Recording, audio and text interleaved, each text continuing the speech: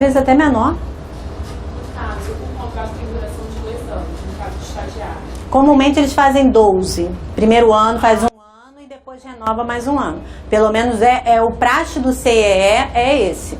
Eles podem até fazer de 6 meses, dependendo, por exemplo, a pessoa, dependendo do ano que a pessoa tá, né? Qual é o semestre, né? Qual é o período que ele tá. Porque às vezes a pessoa tá talvez no 7º período, aí não vai dar para fazer um de 2 anos. Ou pode, até se ele for até o 9º. Mas se for uma faculdade que vai até o 8º, ele faz menor, entendeu? Mas aí depende também se a empresa vai querer um estagiário só de 6 meses. Mas comumente eles fazem 1 ano e mais 1 ano, tá? Ele tem que ter, ele só faz ter 2 anos no máximo. Ele não pode passar de 2 anos, tá? Não existe quantidade mínima nem máxima de estagiários. Vocês podem ter quantidade de estagiários que vocês quiserem. Não tem uma na legislação que diga assim, não, você só pode ter tantos estagiários. Não tem, tá? Mas a fiscalização ela fica de olho se por acaso vocês estão usando os estagiários para virar um funcionário. Por quê? Porque o estagiário ele não tem vínculo e, consequentemente, não tem encargos. E aí a empresa está se beneficiando em botar um estagiário fazendo a função de um funcionário. E aí a fiscalização vai em cima nesse critério. Porque estagiário tem que estar aprendendo. Então tem que ter um coordenador de estágio. E uma outra coisa, no E-Social, todo estagiário que for informado, você vai ter que dizer quem é o funcionário que é o seu coordenador. Dizendo a matrícula dele e o CPF. Então, tem que ter um vínculo de quem é o coordenador do estágio do estagiário, tá? O estagiário, ele tem vale transporte e seguro de vida, tá? Não tem, assim, o vale refeição é uma liberalidade da empresa. Se você tem um estagiário de 7 horas em que ele vai ter intervalo de almoço, você pode dar para uma liberalidade. Se você dá para os seus empregados vale refeição, você vai dar para o estagiário. Mas o estagiário não pode ter desconto nenhum. Ele tem que receber a bolsa dele limpinha, tá? Ele não tem desconto nenhum, nem de vale transporte, nem de vale refeição, tá? E o seguro de vida é obrigatório você ter um seguro de vida para o estagiário. No contrato do CEE já vem estipulando lá, que comumente o CEE é que tem um convênio com o seguro de vida e aí já é pago, quando você paga o CEE já está embutido esse seguro, tá? Rosa, no caso das empresas que para o estagiário conseguem plano de saúde. Liberalidade isso, porque não é obrigatório não. Pode descontar? Não, desconto nenhum. Há anos atrás, quando eu fui estagiária. Estagiário não pode ter desconto nenhum. A lei do estágio é clara, você não pode ter desconto nenhum. Se a empresa quer te dar isso, é uma liberalidade dela, ela que arque com isso. Porque o estagiário ele tem que receber a bolsa dele limpinha. Só pode ser descontado alguma coisa do estagiário em rescisão. Fora isso, não pode ser descontado nada. O que pode ser descontado de um estagiário em rescisão? O estagiário saiu e já foi comprado o ticket dele para o mês todo. Aí você pode descontar aqueles dias no final que ele teve a mais, entendeu?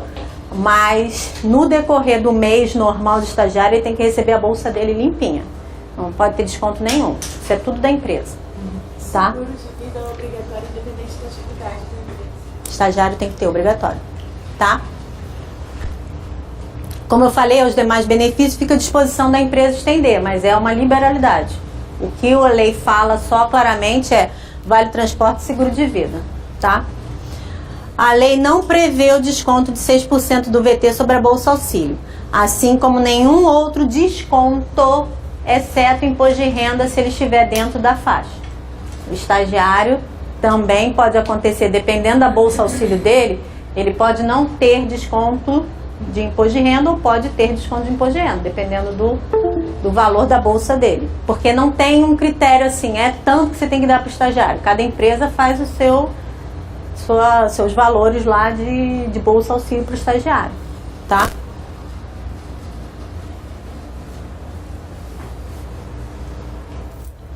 Regime de tempo parcial. O que é um regime de tempo parcial?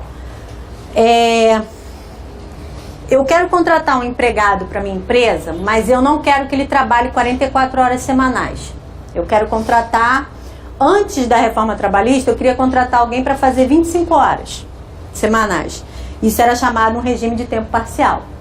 Após a reforma trabalhista, eu posso até contratar uma pessoa para fazer 30 horas semanais, que já é um regime de tempo parcial, tá? É um contrato que você tem que vir com o nome de contrato por tempo parcial. É diferente do nosso contrato de trabalho, que é um contrato indeterminado de tempo total de 44 horas semanais, tá? O que tem de diferente nisso? Se eu contratar uma pessoa com 30 horas semanais, essa pessoa não pode fazer hora extra, porque esse contrato não prevê hora extra.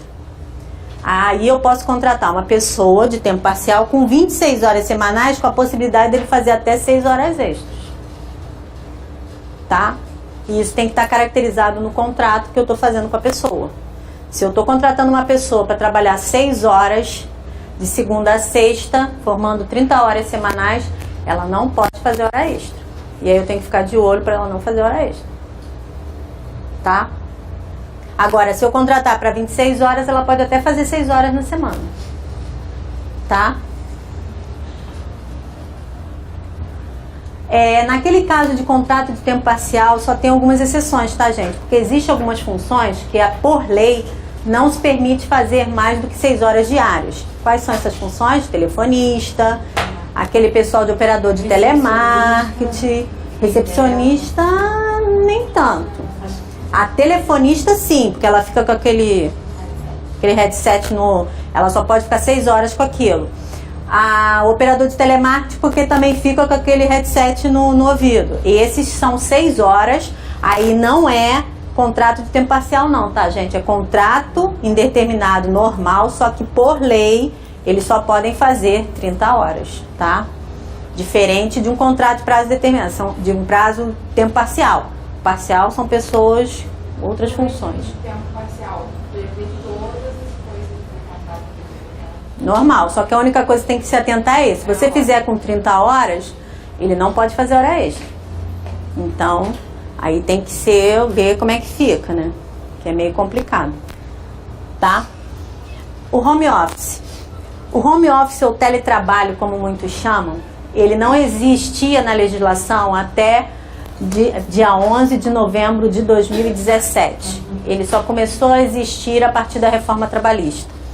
Era um trabalho que existia anteriormente, em alguns casos empresas já usavam o home office, mas não estava na legislação. Hoje ele já está na legislação, ele já contempla na legislação e essa modalidade é aquele que predominantemente você fica fora da empresa, você trabalha na sua residência, tá? Você pode ir à empresa? Você pode ir à empresa, porque dependendo de qual seja a forma de trabalho, precisa talvez ter algum contato com uma outra pessoa da empresa, ou então até mesmo com as outras pessoas que estão em home office. Por exemplo, lá na empresa a gente tem um grupo de funcionários que faz home office, são os nossos escritores. Eles fazem home office, eles trabalham em casa. Até por uma solicitação deles, já faziam até antes mesmo da reforma sair, porque eles são estrangeiros, eles têm esse... Eu não conseguiria trabalhar em home office, porque eu não consigo separar a casa do trabalho. Eu preciso sair de casa, porque senão eu ia virar Maria e trabalhar junto, não dá. Eles pediram e a gente até aceitou e eles trabalham. E o engraçado é que a produtividade deles duplicou. Impressionante, como é que eles conseguem trabalhar em casa? Eu não sei, mas eles gostam.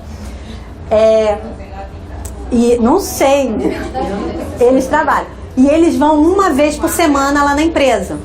Toda quinta-feira eles estão lá, porque eles se reúnem para ver qual foi o que cada um fez de conteúdo, para juntar com a editora-chefe, para montar e mandar para a produção para fazer os livros. Então eles têm, e a produção deles, assim, eles cresceram monstruosamente, ficando em casa trabalhando.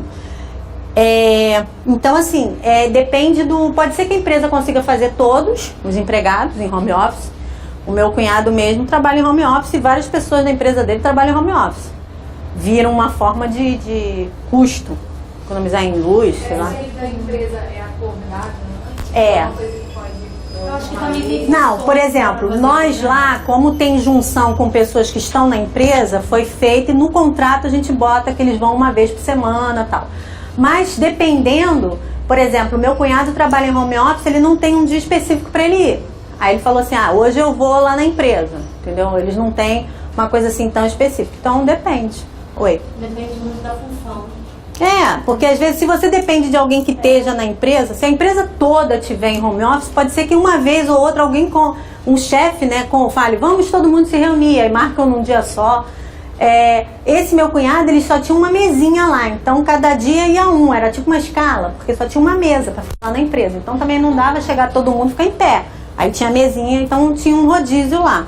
Mas comumente lá na minha, eles fazem uma vez por semana, quinta-feira tá todo mundo lá, se reúne, fecha todo o conteúdo que cada um fez, vê o que precisa melhorar ou não, e aí eles esquematizaram todos eles nesse dia quinta-feira, tá? Mas não tem uma coisa assim, pode ser que nem precise ir na empresa, você pode trabalhar via home office direto, tá? Ele foi contemplado pelo artigo 62 da CLT, ele entrou no inciso 3º, tá? O inciso 3º agora tem dizendo claramente lá que são os empregados em regime de teletrabalho. Eles deram como nome de teletrabalho para não ficar um nome em inglês, né? Home office. E esses funcionários, eles são isentos de ponto, tá? O que tem de diferente nesses funcionários? A empresa, porque, por exemplo, como eles vão trabalhar em casa, eles vão usar a internet deles, eles vão usar a luz deles. Então, a empresa pode fazer um valor, tipo, ver quanto é que seria o gasto, né? Estipular um valor e dar como se fosse um reembolso para eles. Mas esse reembolso não é salário, tá? O salário deles continua sendo o salário deles. Seria só como se fosse um reembolso, uma ajuda de custo para a luz e internet que eles estiverem usando em casa. Mas isso fica a cargo da empresa com o funcionário? Isso. Olha, a lei fala que que teriam um reembolso, entendeu? Aí fica a cargo da empresa ver, porque o que pode acontecer? A empresa comumente pode também a empresa fazer uma internet para ele na casa dele, e aí não teria um reembolso porque a empresa já está pagando essa internet lá. Mas às vezes comumente as pessoas já têm alguma, né? Então pode a empresa reembolsar ele, tá? Agora uma coisa que a lei botou e é clara é que os funcionários em home office, eles têm que passar por umas regras de segurança. Por quê? Por exemplo, eles não vão estar na empresa. Então, pode ter algum tipo de acidente doméstico que seja acidente de trabalho? Pode. Porque eles vão estar em casa, então aí tem que fazer, o pessoal de segurança tem que fazer tipo uma ambientação com eles para mostrar quais são aqueles tipos de acidentes domésticos que se transformam em trabalho. Sei lá, botou o dedo na tomada, explodiu, sei, alguma coisa assim, entendeu? Então, eles têm que fazer isso tem que ser por escrito e deixar no dossiê deles, tá? Que eles passaram por não é avaliação, eles tiveram uma integração de segurança feita para eles estarem em home office, tá? E isso tem que estar no dossiê lá deles, tudo bonitinho. Porque se mais tarde vier acontecer alguma coisa, eles passaram por essa integração. No caso dele para PRA, o técnico de segurança vai fazer uma avaliação do ambiente dele? Não, na verdade, o técnico de segurança ele tem que fazer essa ambientação com ele. Não é ir lá na casa dele, não. Ele tem que explicar para ele as seguranças que ele tem que ter no âmbito doméstico, entendeu? Porque ele não vai estar no âmbito da empresa, ele vai estar no âmbito doméstico. Também o que é considerado acidente de trabalho, né? Ele tem que fazer uma ambientação como um todo. Ele vai mostrar para ele o que ele tem que ter de âmbito doméstico, de cuidados, né, que ele tem na empresa. Mas esse home office, você já tem que contratar a pessoa como home office ou ela Pode ser empregado e você transformar. Lá na empresa, como eu falei, os nossos escritores, eles eram nossos funcionários. E eles fizeram uma solicitação de trabalhar em home office. Aí o que a gente fez? Um termo aditivo ao contrato deles, em que bota lá que eles estão trabalhando em home office e que eles vão estar cumprindo a carga horária que a gente faz e que uma vez por semana, que já foi acordado, né? A gente já botou lá que uma vez por semana eles comparecem à empresa para fazer as reuniões. Tudo num termo aditivo e eles assinaram. Vai dar meio-dia, gente, hora do almoço.